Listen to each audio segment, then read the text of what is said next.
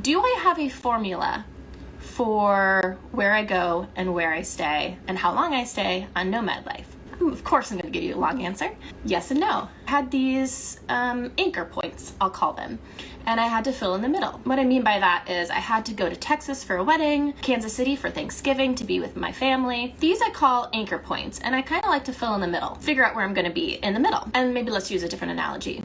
Let's talk about let's use a recipe. So I'm going to, pinch of this, pinch of that, and that creates my recipe for where I'm going. Cities or areas or places that I've heard about, that people have recommended, that I've always thought about going. I think about, what is the weather going to be? I don't really like intense cold. I don't like intense heat. I've done that.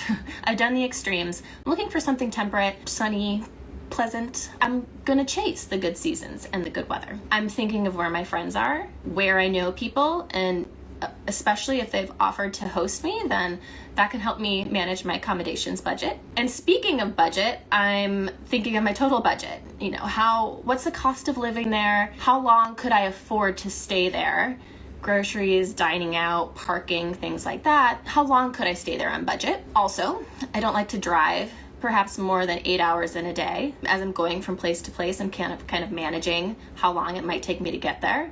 Trying to stay within a certain radius in a certain amount of time. Then I think about, are there things to do? I hope, right?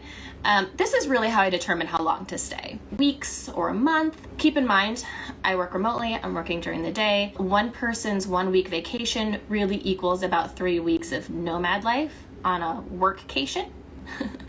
That's a good rule of thumb I've experienced. I need 3 times the amount of time to see a place, to experience a place, than one person would be able to do if they were off the whole week. Sometimes I also skip places that I've been to already earlier in my life. I'll let you in on a little secret. So I did not go to Manhattan. I know some of you were wondering, when am I going to Manhattan? I did not go on Nomad Life. I've been about a dozen times through work. I'd rather them sponsor me in New York.